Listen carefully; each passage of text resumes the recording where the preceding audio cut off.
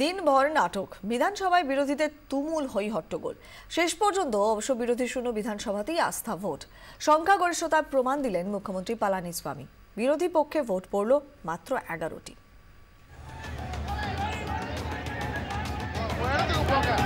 প্রায় 3 দশক পর আস্থা ভোট তামিলনাড়ু বিধানসভায়, সেখানেই এমন ধুমধুমার।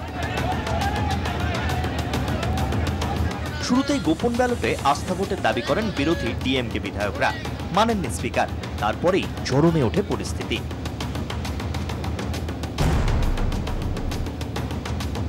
রেগে চেয়ার ছুটতে থাকেন ক্ষুব্ধ ডিএমকে বিধায়করা। স্পিকারের মাইক কেড়ে নেওয়া হয়।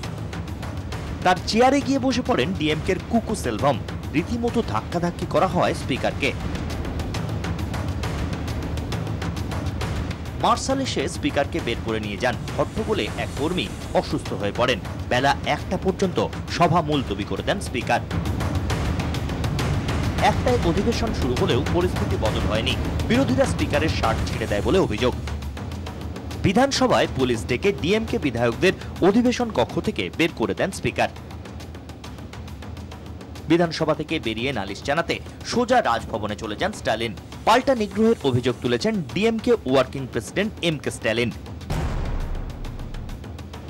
বেলা 3টের পর বিরোধী শূন্য বিধানসভাতে আস্থা ভোট। সেখানে পনির সেলভমকে অনেক পেছনে ফেলে শেষ হাসি আসলেন শশীকলার ঠিক করে দেওয়া মুখ্যমন্ত্রী।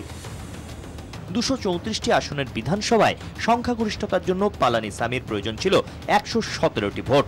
122 জন সমর্থন করেন পালানিস্বামীকে, 11টি ভোট বিপক্ষে পড়ে। বিরোধী শূন্য বিধানসভায় ভোটের বৈধতা নিয়ে প্রশ্ন তুলেছে বিরোধীরা। রাজ্যপালকে চিঠি দিয়ে এম.কে স্ট্যালিন লিখেছেন, পালানিস্বামীকে জেতানোটাই স্পিকারের এজেন্ডা ছিল। মারিনা বিচে ডিএমকে বিক্ষোভে বসলে তাদের আটক করে পুলিশ।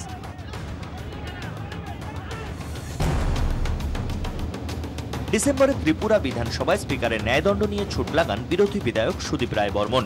গত 8 তারিখ তুমুল হট্টগোল হয় পশ্চিমবঙ্গ বিধানসভাতেও। গত 2 মাসে এ নিয়ে 3টি কাণ্ড। ব্যুরো রিপোর্ট, 24 ঘন্টা।